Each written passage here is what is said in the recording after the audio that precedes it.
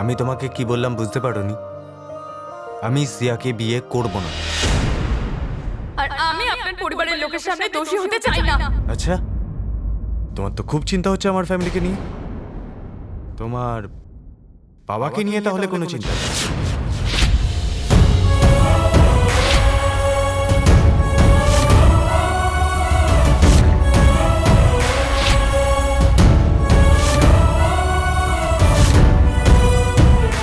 তুমি তোমার বাবাকে জেল থেকে বার করার জন্য সেই জন্য 1 বছরের এগ্রিমেন্ট সাইন করো,